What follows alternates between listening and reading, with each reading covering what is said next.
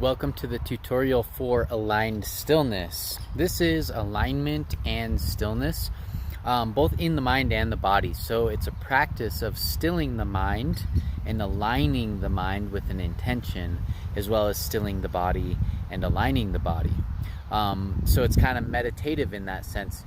In addition, though, it is for aligning the energy, the physical energy in the body, so that our body energy does not get stagnant, causing energy stagnation, pain, achiness, weakness, and injuries of this type. But also, we're going to align the body so that the energy flows through the body and allows for a clean dispersing of energy. So it's both for physical alignment as well as energetic. Okay, so to get started, I like to show with my shirt off because it shows the alignment a little bit better. And remember that everybody has a different alignment, right? We're not all the same, but generally we also have the same patterns in modern day humans. So here's what we're going to do is we're going to kind of go through the practice right now.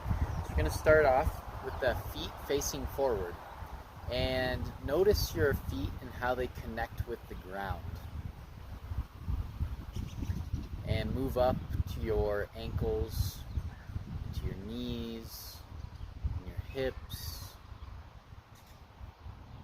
Knees are going to be slightly bent. Shoulders are going to be open. The spine is going to be elongated. The hands relaxed and maybe slightly open. A few points here is that we want our head on top of our shoulders. And you might look in the mirror or something, but an example is we don't want our head like this, and we don't want our head back like this. Same with the hips. We don't want our hips forward. We don't want the hips back. We want our ribs right on top of our hips, our shoulders above the ribs, and then the head above the shoulders and above the shoulder girdle. And then the other thing is we're going to elongate. Now, one more detail here, and you might find a partner to help you with this, is if somebody pushes on your shoulders, I do this a lot with my clients, you're going to find that oftentimes their body goes like this. So what that means is that the energy and the weight of gravity pushes through their structure, through the bones, and aligns, but then somewhere in the usually mid to lower back, that energy then goes that way, shoots out the stomach, and creates tension in the back. So it's very simple to fix this. All we're going to do is, I call this filling up the back and hollowing out the core, right? So if you feel energy shooting out the low back like this, you're going to pull below the belly button in. If it's shooting out up a little higher, like in the ribs, you're going to pull the ribs in. And just play with this. Now, it's going to feel a little bit tense at first, but actually you're supposed to have integrity in the core. It's not supposed to be hanging like this. Okay?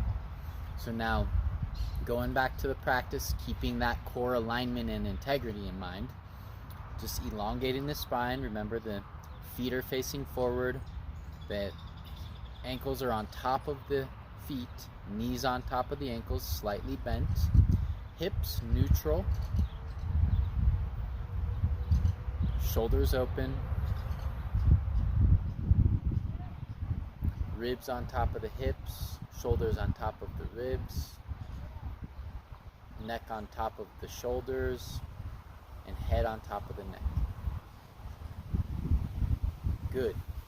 Now you can practice this for minutes throughout the day if you'd like. I like to look at the sun sometimes in the morning and just do that. But also, this is something to keep in mind if you're at the grocery store. It's like a meditative standing practice, or walking around at the park or something. You keep your alignment as you walk, right? We're not going into those bad habits of alignment.